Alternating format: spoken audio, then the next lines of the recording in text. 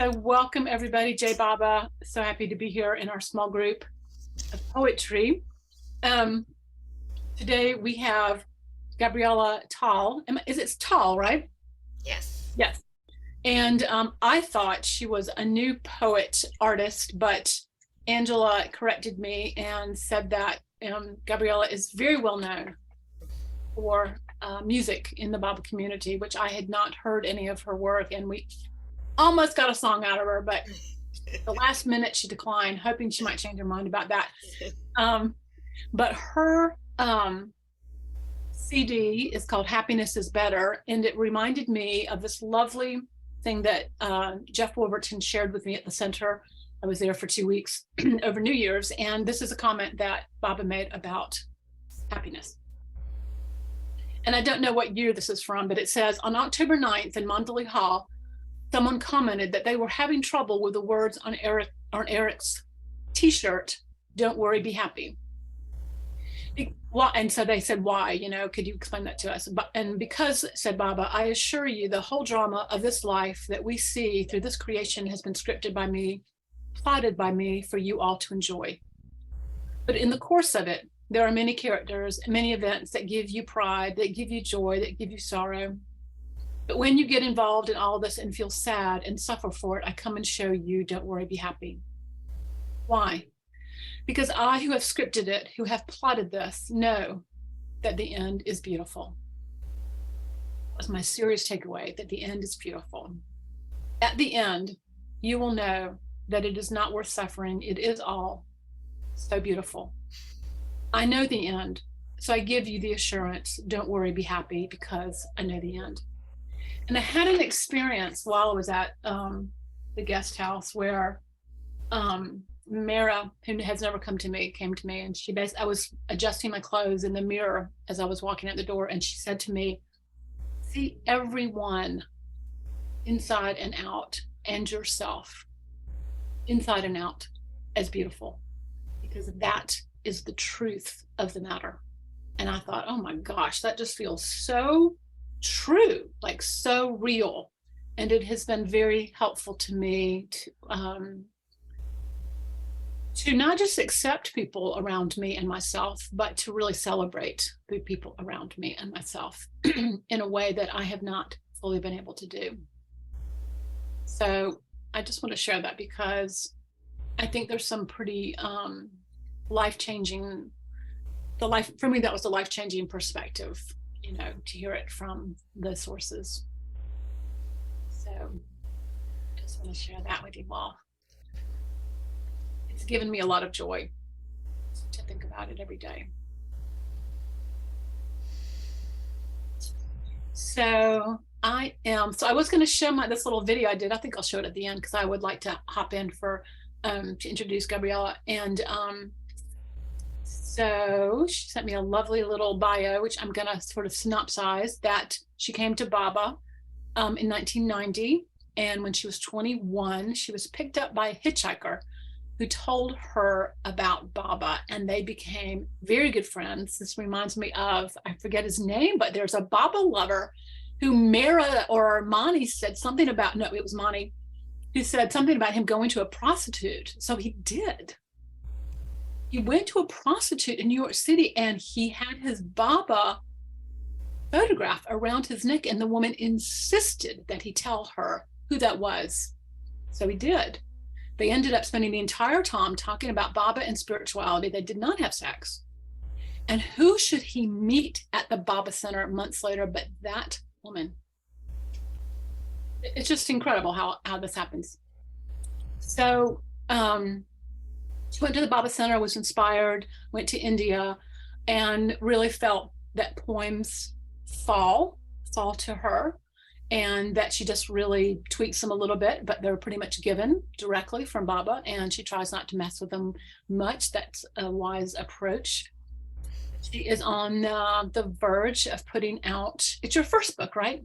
Absolutely. First book of poetry called Ripe Time, and she hopes to be doing that in May, and she's working with Brian on that. And when she was in India in 93 or 94, she put them in a binder, showed them to Mani, And Monty circulated them around to all the Mondali and really wanted Gabriella to publish them. And so I know how that feels, Gabriella, when you feel that you've been given a mission and you how good that feels to really address that mission. So I'm so happy for you that you're really able to do that.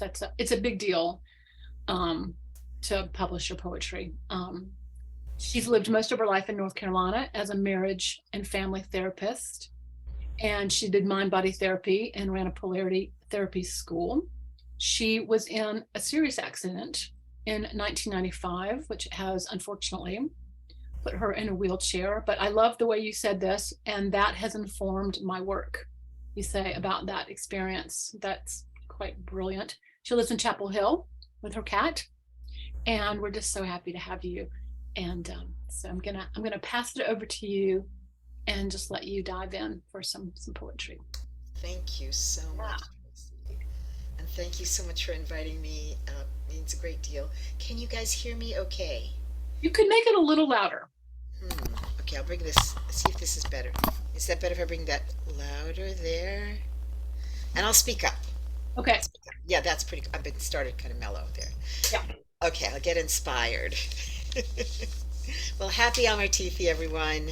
Yeah. In reverse, it was quite an Amartithi, I would say. Um, let's see, where are my poems? Here they are. All right, I picked a few. Tell me when I'm getting like maybe 5 minutes to the end of time Okay. so that I don't go over or could pick the right ones to end with. Okay. They're all ranging from like 1990 to maybe 2012, 2000. These are really on the whole older poems. But they were of that period when I was coming to Bob and I had so much inspiration. So I really love them. So I wanted to keep them as a group. The first one is called Loaf of Bread, and it was done in 2001. I feel like a loaf of bread, brown from the oven, hollowed out from the heat of your love. Tears splash dutifully on the page, necessity of joy's ardor. I dust off flour, remembering I was baking, or was I writing poetry? In this room, they are one and the same.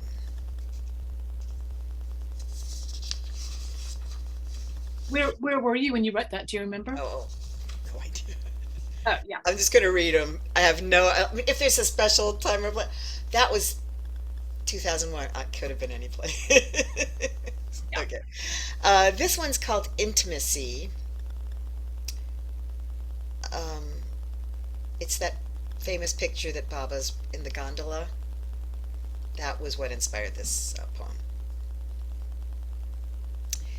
You were gliding in the gondola, ferried by your many lovers, and I especially noticed the way the light touched your face. It danced in and away from you, as if it could not bear to separate its glow from yours. When I first met you, you made yourself my best friend, and I took you to tea with me, and you held the book for me, making sure the light was just right before we read together.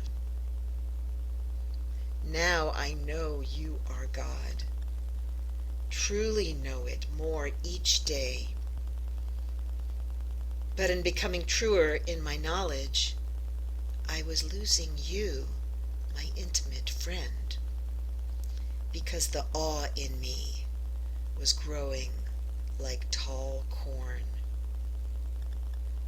But the moment in the gondola, you were in my view, a supreme loveliness. You showed me your natural colors. I saw you closer than I ever had before, as if you'd heard my deep request. You offered me your intimacy while still showing you were God.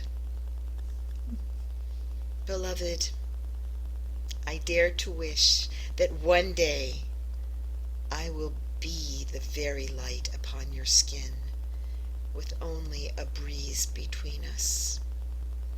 Then even that veil will fall away, and there will be nothing between us at all. Lovely. Jai Baba. Baba. If we need to breathe or talk between, let me know. I'll just kind Yeah, of. if anyone has questions, they'll put them up in they can raise their hand or put them on the sidebar. Okay. Um, This is another experience of Baba called Moonbeat. And I started with a quote from Hafiz, I Heard God Laughing, Daniel Ladinsky. My soul endures a magnificent longing. I woke in the night, sitting up like a bird impaled on a spear. My heart was dripping diamonds. I don't know how long I was there. The pearls of pleasure stood on my lips as I dreamed songs derived from the path of pain. The bird sat for hours, and the night flew about him, flew for him, while his wings shorn and still lay whitely by. In such still horizon, the moon still beats, like the heart of fire lifts the knife of longing to it and cries, die. You, my king, visited me, and as I could not stand, I sat in my unawakening for honor, but mostly for your embrace.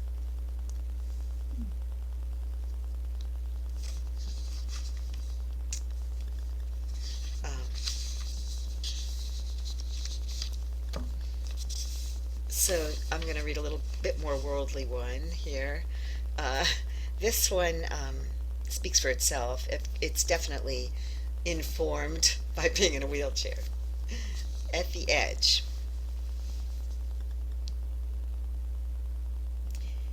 We drove down to the beach, to where the sand began. I stayed at the edge before the bridge. My brother crossed to the sea. Like Moses, so often I come to the end of the desert.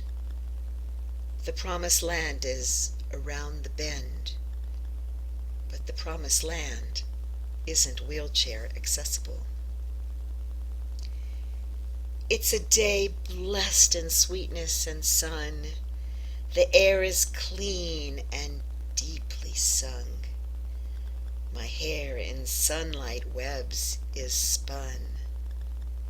I sit for a while, watching light on leaves and land. I really don't mind this sitting at the edge of things. This is not the hardest part. Sometimes I feel this is his gift. Indeed, sitting here more and more happens. Leaves rustle, two paired birds glide by, sea oats sway, sunlight gems my eyes. A tree hangs across my vision, grass waves wildly, insects cluster, wind breathes me, ecstatic stillness seizes me. No, I love these edges. It's only an idea, this ocean. Reality is just where I am. yeah. I hope you will submit that poem to some there's some collections of poems specifically about that topic, and I just think that would be a really great poem for people to Yeah, hear that have not really learned to celebrate that situation like you have. thank you. Yeah. I mean, I felt like I was right there with you in that poem. Mm. Me too. I think it's a universal situation too. Yes, agreed. It is the universal situation. Agreed. Yeah. How you doing, Diane? She, Oh, you. So nice to see you. Okay.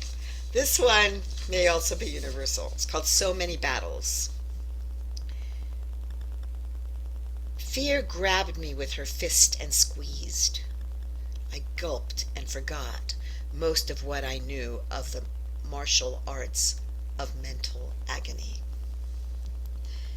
But, being an illusion, there was time, and the red of the devil glow had a hue of blue behind. Quickly I made up my mind and folded into a prism, waiting for the sun to wash me away.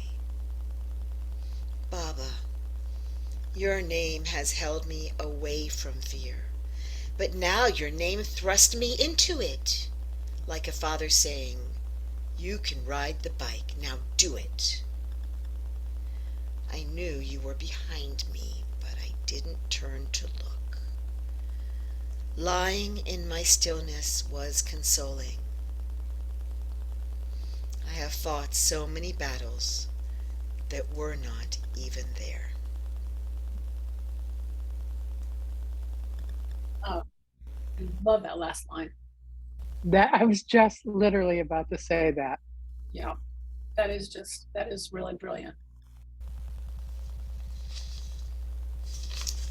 I sort of, as I've been planning this book and Brian's been helping me, I just sort of saw, I wasn't sure. You know, most people don't read a book from poetry books from beginning to end like that. Yeah.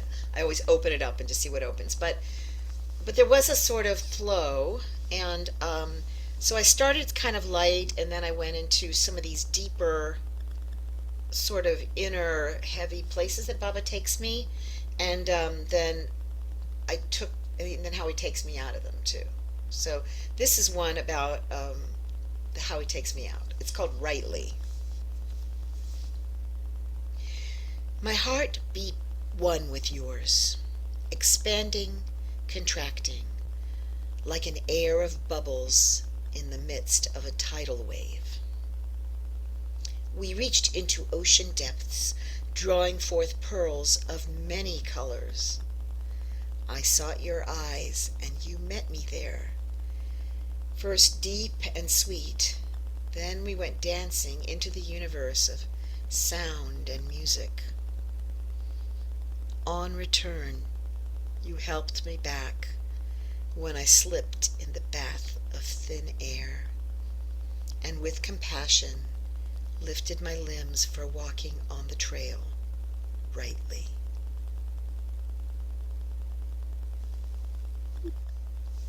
Hmm.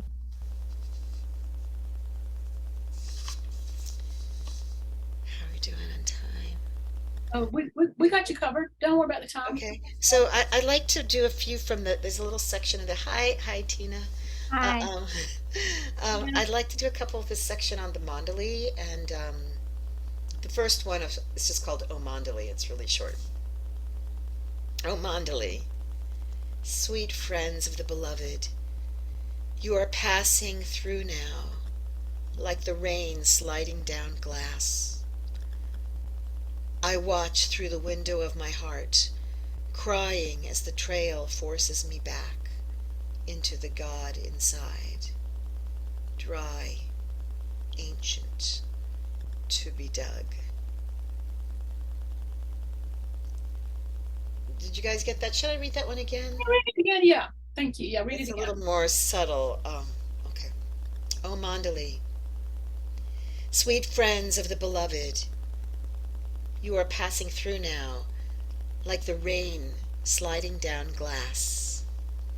I watch through the window of my heart, crying as the trail forces me back into the God inside, dry, ancient, to be dug.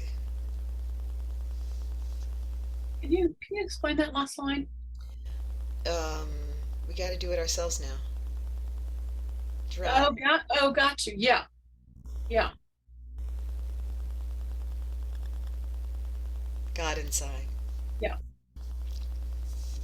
I know it's a little bit. I might need to clarify that one. I'll send. I'm still editing, so Yeah. sometimes.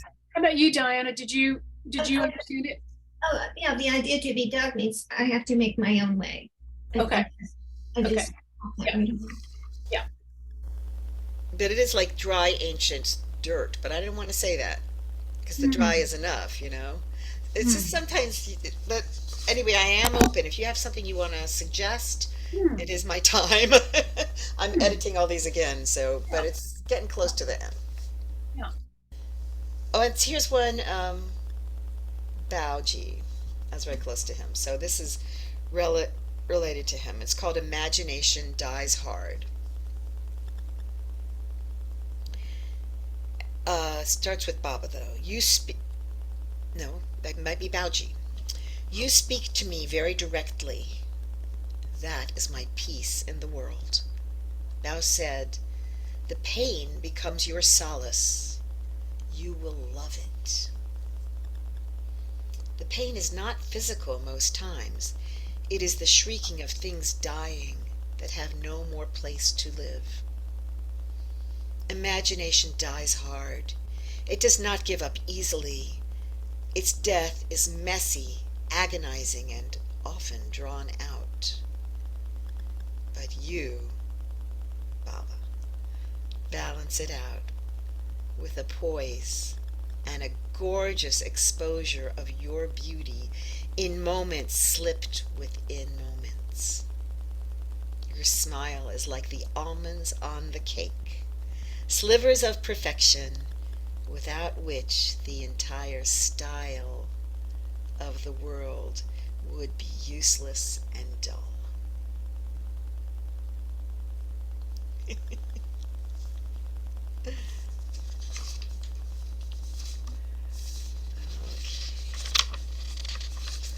Just check 1, 3. I have 4 more. It's too much? No. All right, so this one's called No One But Me. Your eyes were dark with the grief of nations, and the red of the earth core shone through. I raced towards you to comfort, to hold, but you receded from me like the shoreline as I stepped in your direction, thinking with each step that I had reached you. I begged you to wait for me, and I saw the beauty of your eyes like a volcanic substance flowing in and out of the ocean, until the sea became molten black, and even the fish screamed in agony. In horror, I backed away, falling on the sand. Then suddenly you were before me, smiling, like always. You see what I have to put up with, you said lightly.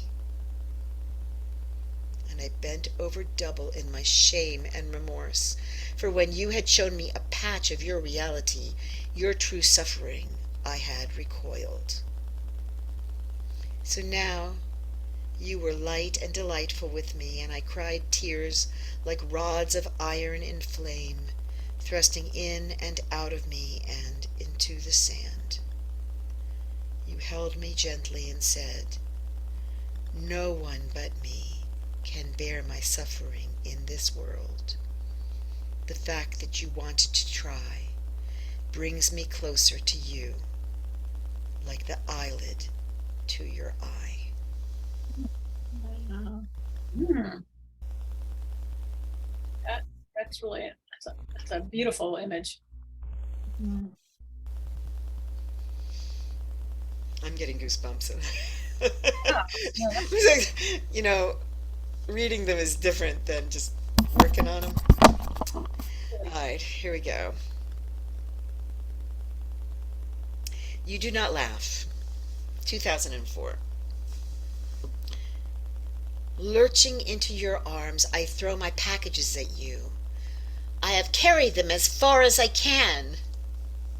But my surrender is so far from graceful as to be laughable. do not laugh, though. Your eyes caress me, as if my thrusting offer were a bowl of good dal or a festoon of flowers I had arranged with utter care for your pleasure. Gratitude wells up in me, meeting the ache you have stirred, and their meeting is an alchemy of tears.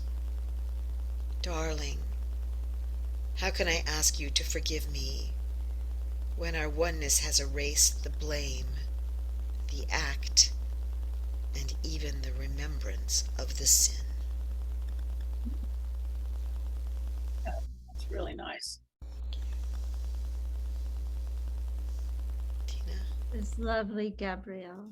thank you.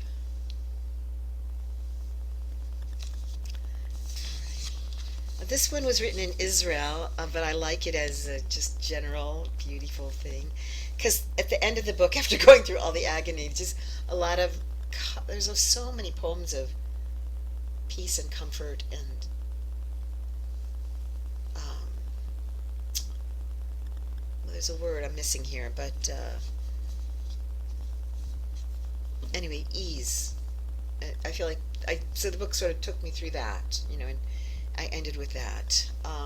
This is one of those. It's called "The Doves Are Always Cooing Here," and it was written in 2009, so it's actually a new one compared to the other one, at a place called Kibbutz Keturah in the south of Israel.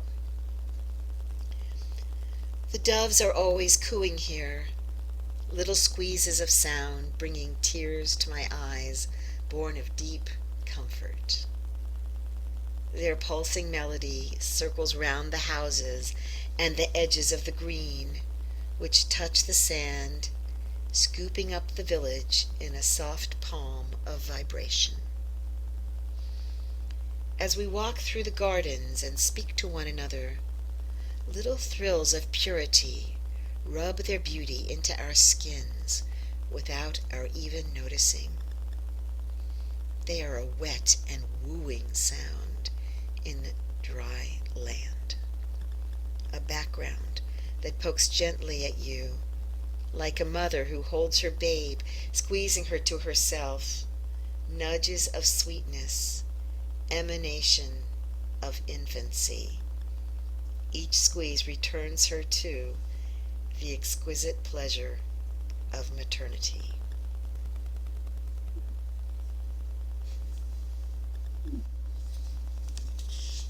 Very nice. Was that last word of maternity? Maternity. Of maternity.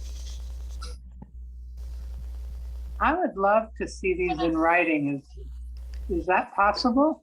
I could try to send these out to you guys. Uh, It's going to be in the book by May, hopefully. Oh, I'll wait. Are Would you love- the featured poet tonight, Gabriella? Yeah, Oh, nice. that was my blessing because I have a good friend named Brian Darnell, and we're going to hear some of his poems at the end, right, Tracy? Yes. Good. Okay. This is the last one I'm going to read to you tonight. It's called "This Ecstasy."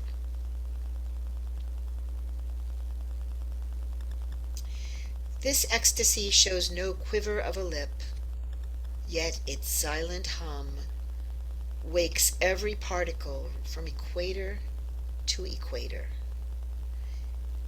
This ecstasy sheds no tear, but is a rhythm of dancing which cannot be resisted by the paralyzed or the possessed.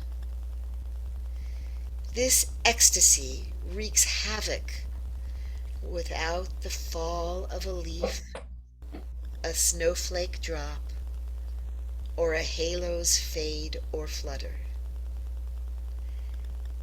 This ecstasy is my home, my shoes, the slippery mud, and the groaning door, opening, closing, opening, closing. She's really good. Thank you. This is really good.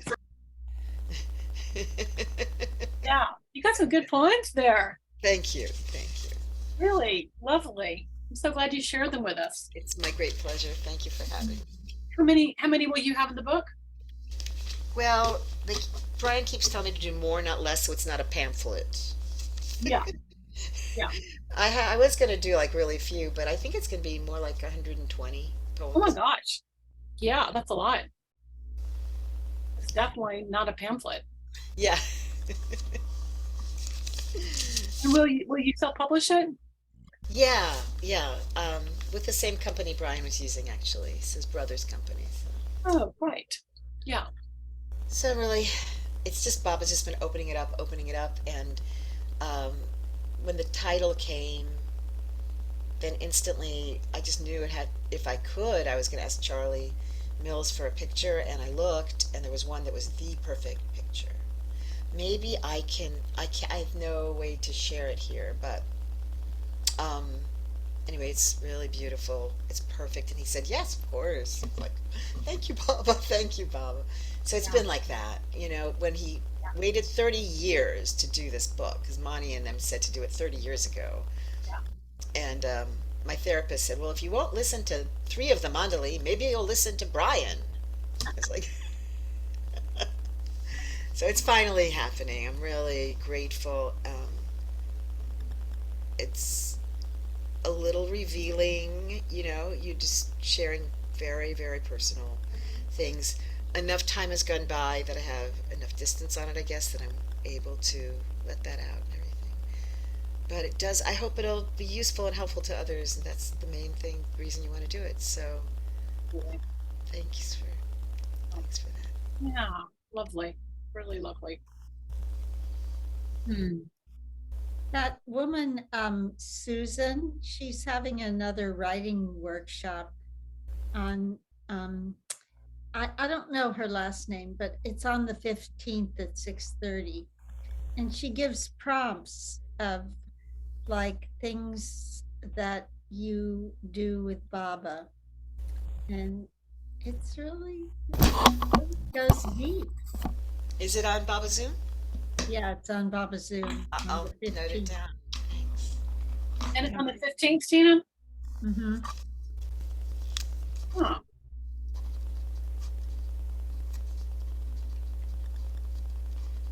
I told Diane about it, but she can't make it. Yeah. Yeah, because I mean, after all these years, I mean, I have written a little bit, but then I was like, can I still write a poem? It's been so, so it'd be good for me to do that. Yes. Right. Totally. 100%. I wish I could remember some of her questions, her prompts, Hmm. but they really go deep. Was it Susan McKendry? No, Yeah. not Susan McKendry. She lives in Boston. Oh. I don't remember her last name, but it's on the calendar. Oh, yeah.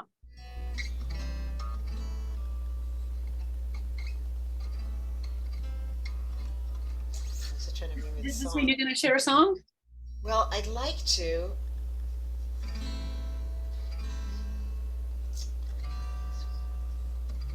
For some reason, Bob is really closing out my musical brain. Why don't I mute myself and see if it comes to me while you do the next section? Okay. So I was just going to show this little short video that I did while I was there at the Baba Center. It's a poem about death. A friend of mine died, and I felt like he sort of willed himself to die. And so his partner asked me if I would write this poem for his funeral, and I wanted to say to him, and I wanted to say to anyone who I felt like somehow just really didn't want to be here anymore, because of course that happens. That somehow I wanted to say welcome to the other side, that you always will be always welcomed, and that all of us are all welcomed, because of course all of us will eventually cross over that threshold. And I studied sacred geometry years ago, and I wanted to combine it with poetry, and I never could really figure out how to do that. And one day I was sick, and I was on Facebook, and I saw this guy who's an environmental scientist. He was doing mandalas in the sand and then documenting them with a drone. And I just thought it was so beautiful what he was doing. So I did that. And So I did it down at the very, the very end, near Briarcliff. But Diana, let's see, you made me co-host, right? Yeah. Yep. Okay. So I'm going to share screen and optimize for share sound.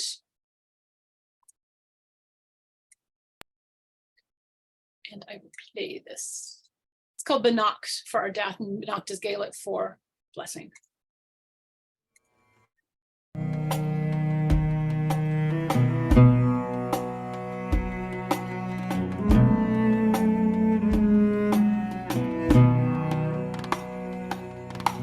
We are gatekeepers. We are entrance points. We are light-filled and vulnerable in ways we cannot imagine.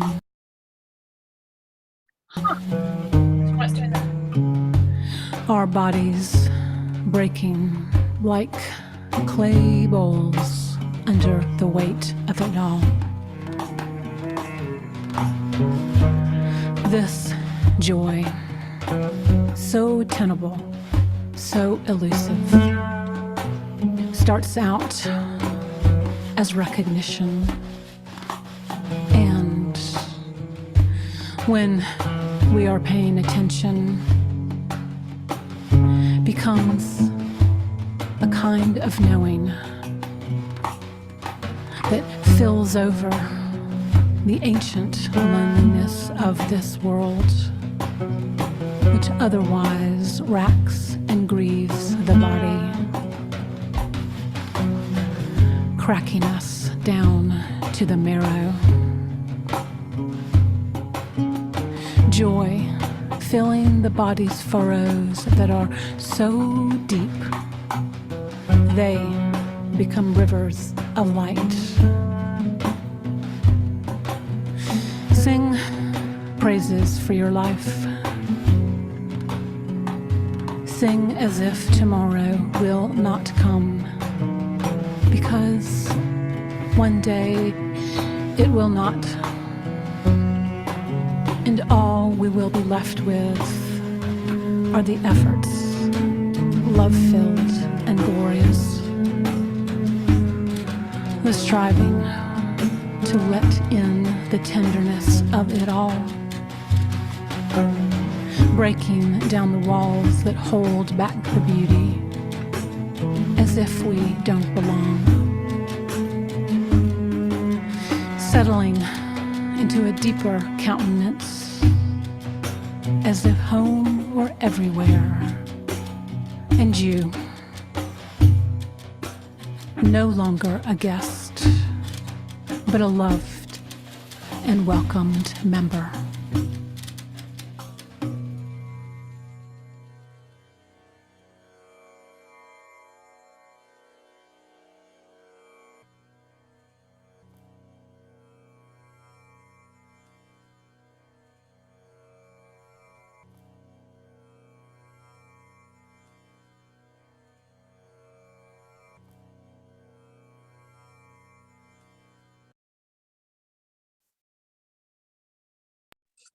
Wow, wow, wow.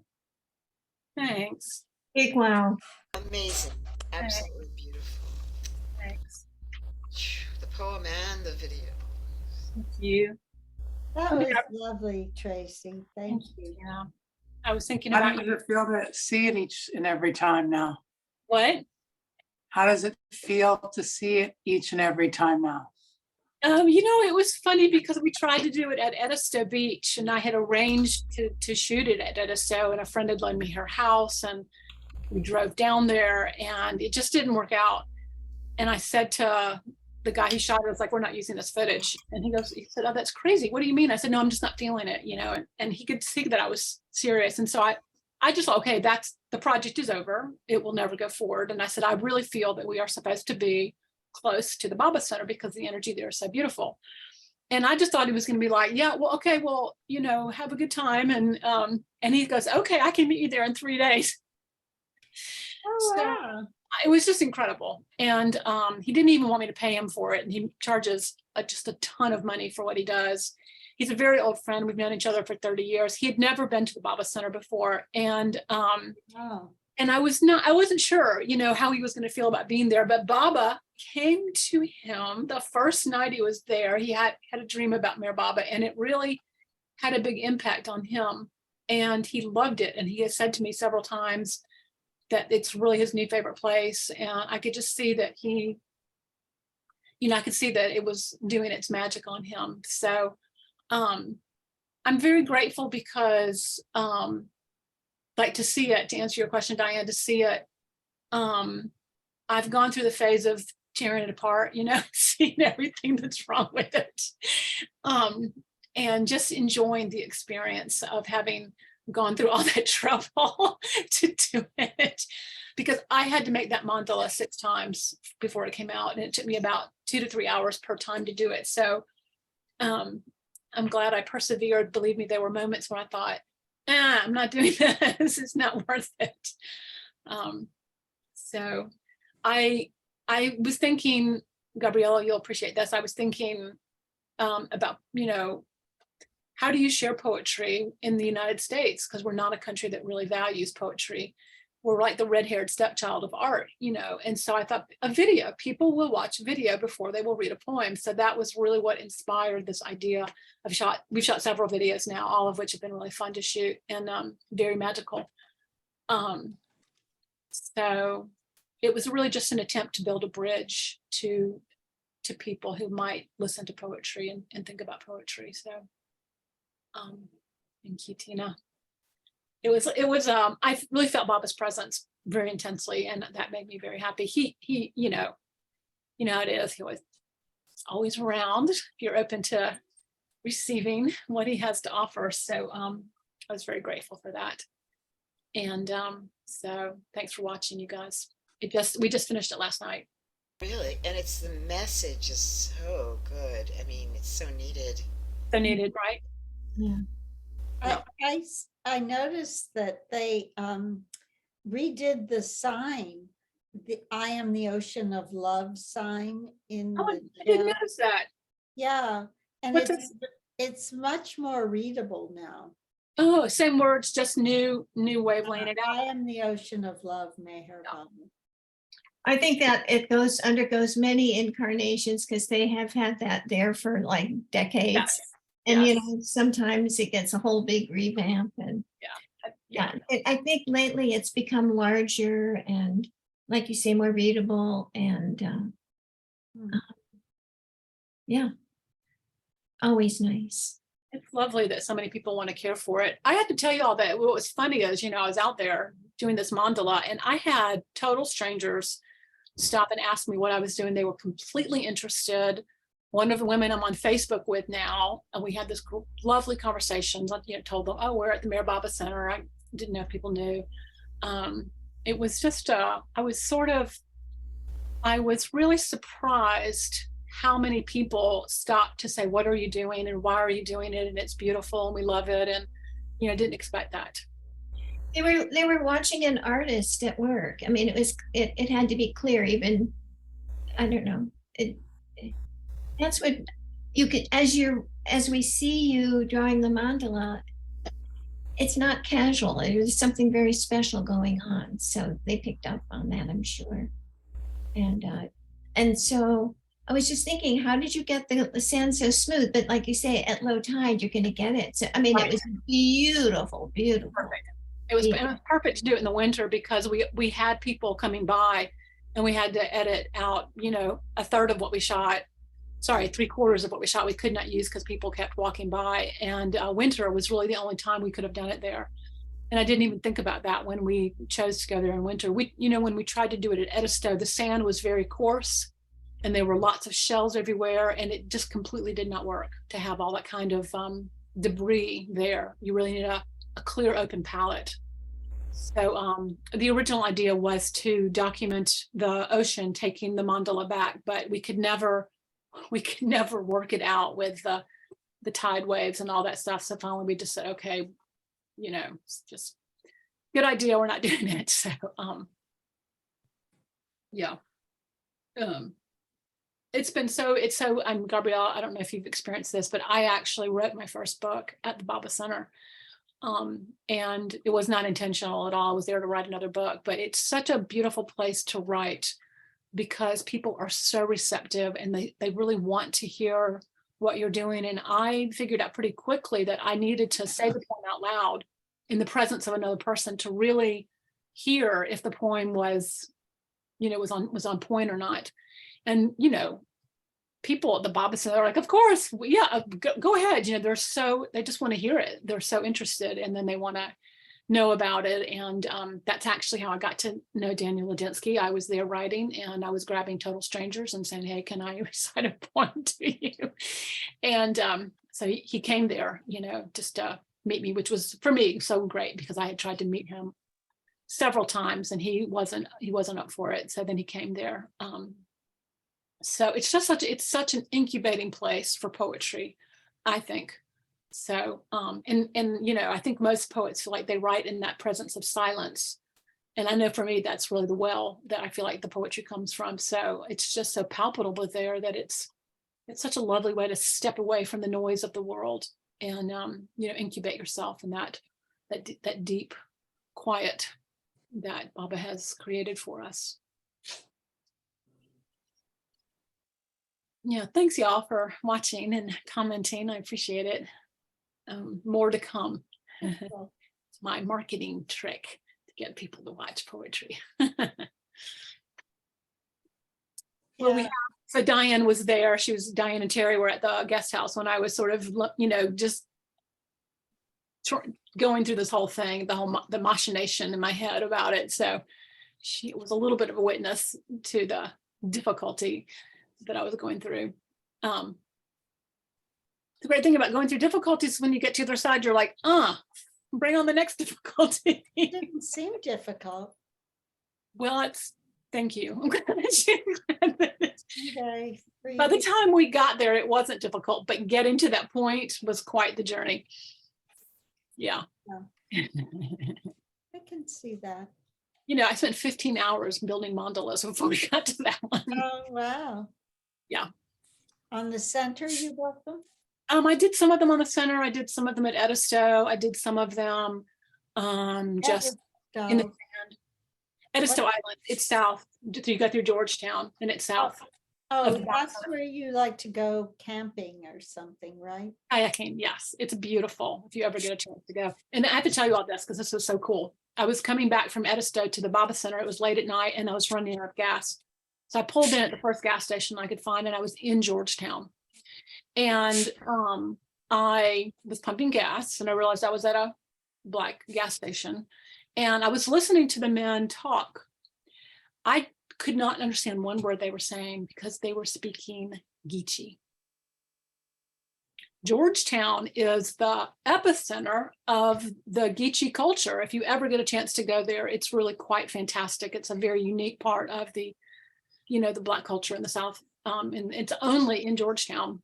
And it's really special if you get a chance to go there and just meet people from the Gullah Geechee culture. And there's a Gullah Geechee museum right there in Georgetown. It's just such a special jewel we have so close to the center that I'd really like to go there sometime. Thank you for telling me. Yeah, no, it's very special. And had I had time, I would have spent a lot more time there. I just wanted to go sit in the gas station and drink a cup of coffee or something just to listen to them talk. It's like a. Do you mind turning on the light here? I was just watching a SAG screener of because we have to vote in the SAG Awards, and I was watching the Banshees of Inisherin, and I could not understand the fabulous movie. accents. Yeah, that is a great movie. If you haven't seen that, y'all, it's really worth seeing. But you understood the accents? Well, I knew that it was Gullah Geechee because I know Gullah Geechee people, and I've heard them speak. Oh, I'm sorry. No, this is the Banshees of Inisherin. It's not Gullah Geechee. Oh, I'm sorry. I did not know the accent. I did not. I just loved the movie. Irish. Yeah.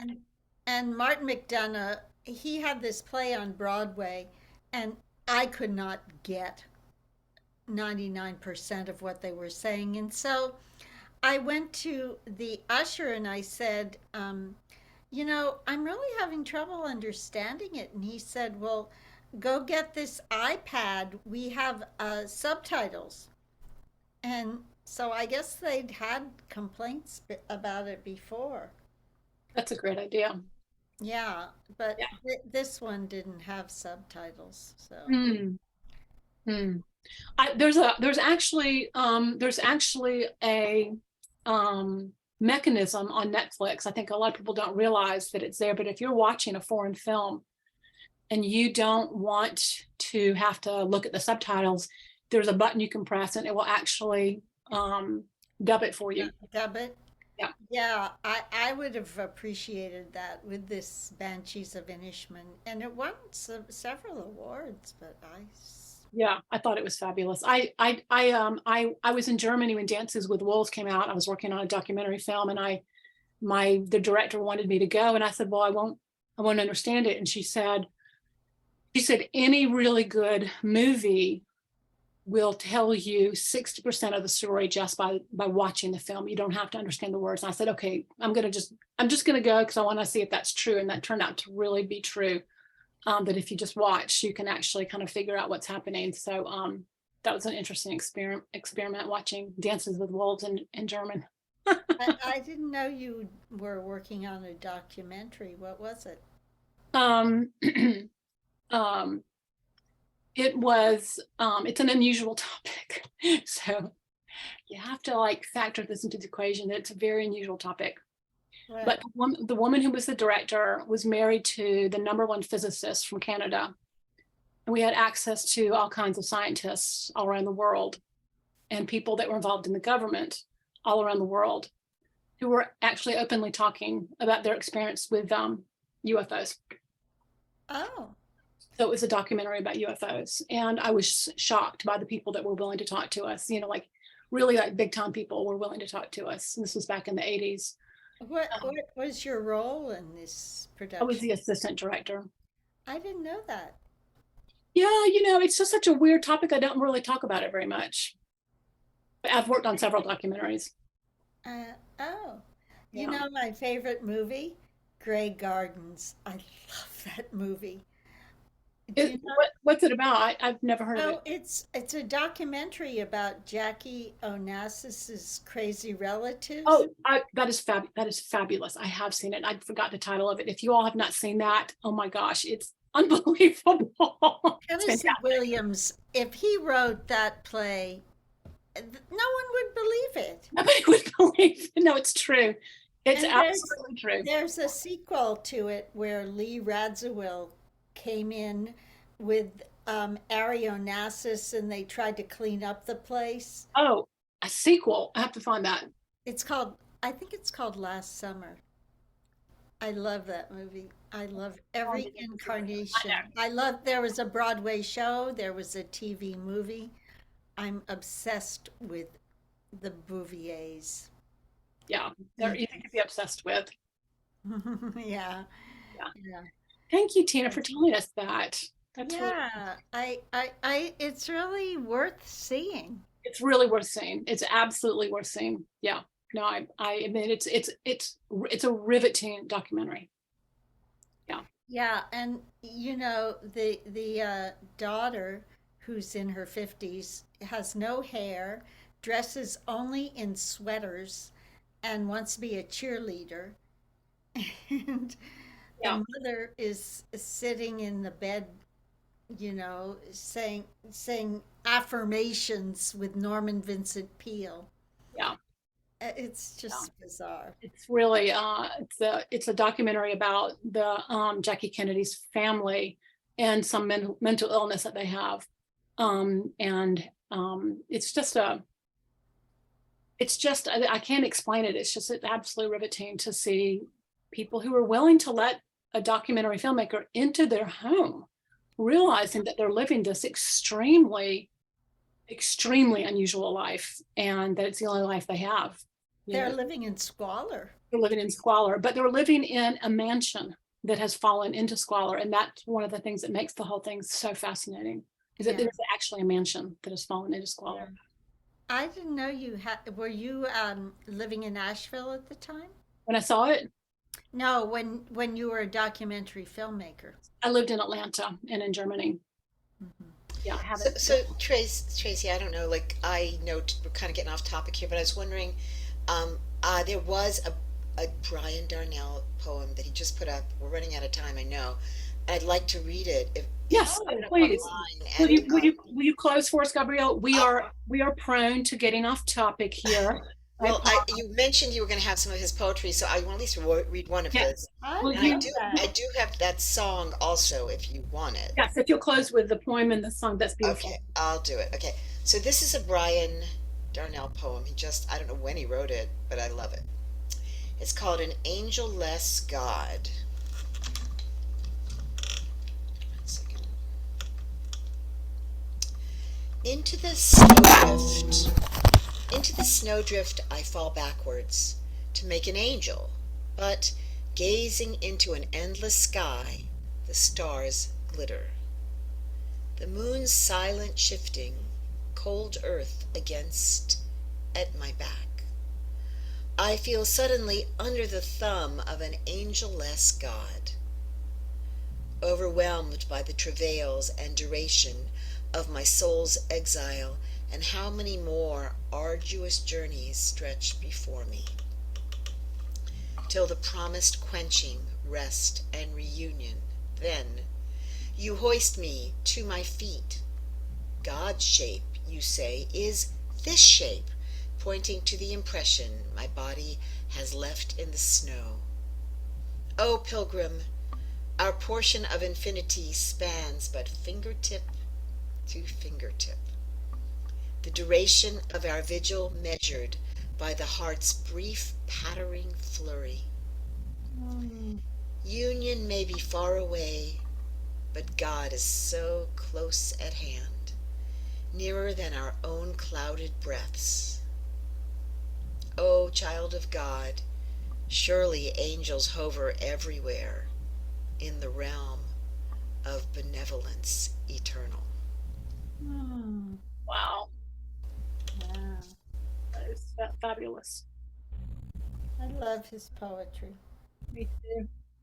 Every time, just, yeah, Every okay, let's see if time. I can Every time. get this so I can see you guys before I start singing. Here we go. Okay.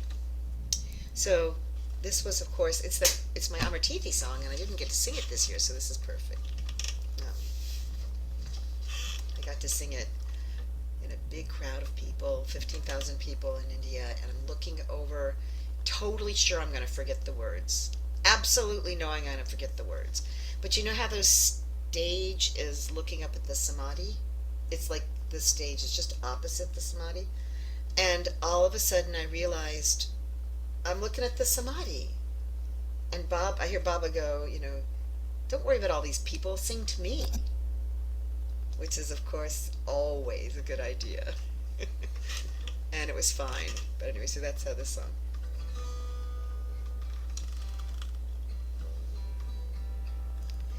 Teach me to fashion my life to your design. I am trying, and I find it's more difficult than it seems to love. If you would have me love and let go empty dreams. Oh, Meher Baba, graceful and magnificent are you, and I bow before your formless form. Oh, Meher Baba, graceful and magnificent are you, and I bow before your formless form.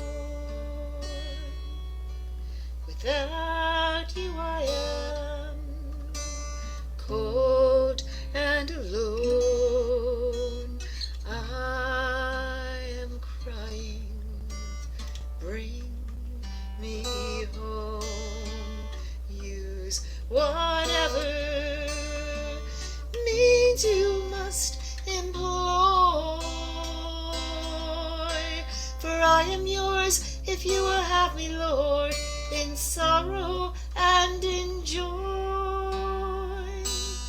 Oh, Mary Baba, graceful and magnificent are you, and I bow before your formless form. Oh, Mary Baba, graceful and magnificent are you, and I bow before your formless form.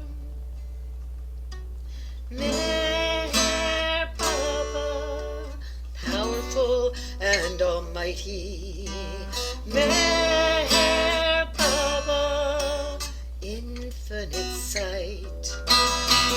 Mary Baba, gracious and compassionate. Mary Baba, unending light. Mary Baba, powerful and almighty. Mary Baba, infinite sight. Mary Baba, gracious and compassionate. Mary Baba, unending light in my life.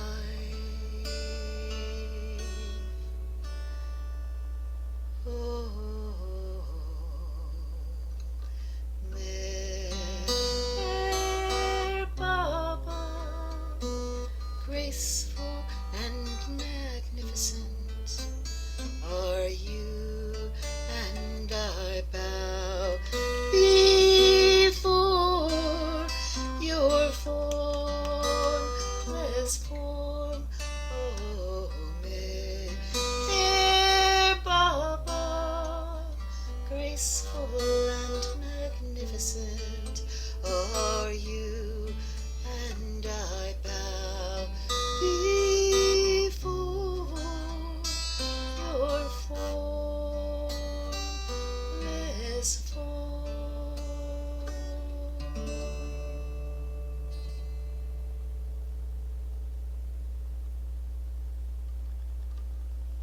That is just beautiful, Gabriella. You wrote that? Yeah.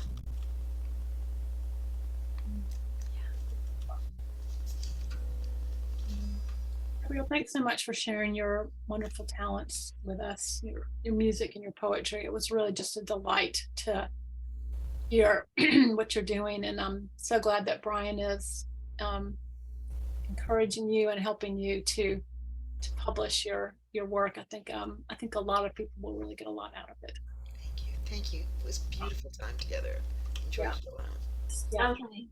I want to ask you, Gabriella, you mentioned that these poems that you've just read earlier were from an earlier time. Are you still writing? A little. I'm sort of like almost it's sort of OCD, but I kind of have to get these out. I feel like I have a pitcher and of light and I have to pour it out and then maybe Baba will refill it, but I have no idea really.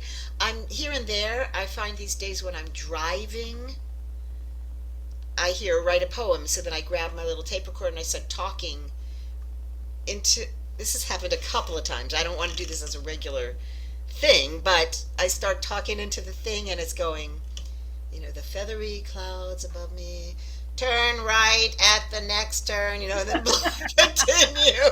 And it's like 0.3 miles to your.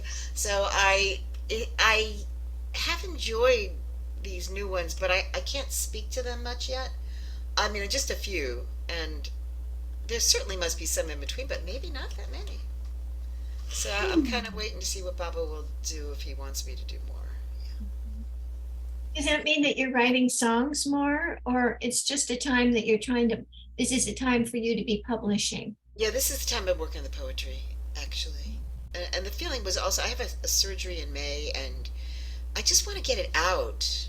I want to get it out before that if I possibly can. So, and you never know, the line, as you wrote so beautifully, Tracy, I mean, the line between the worlds these days is so thin. And all my friends, I mean, so many of our friends are dancing on the other side now. And so you just feel like, well, while I'm here, I better get this. The Mandali told me to do it. Let me get it out. So, and then we'll see if Baba wants more, how he wishes to. Yeah. I did write one song for, Gareth Calloway. I've been writing to he's a wonderful poet. He wrote 6 degrees of, how's it go? 7 degrees of separation, 6 degrees of separation, 7 degrees of bliss, or something like. It's all these beautiful poems about the planes, and so there's this one poem, sort of a hymn, and he asked me to put music to that. So I did that the other day, and we'll see if he likes it, if he wants to put it out. But so here and there, I am doing some music. So thanks for the question.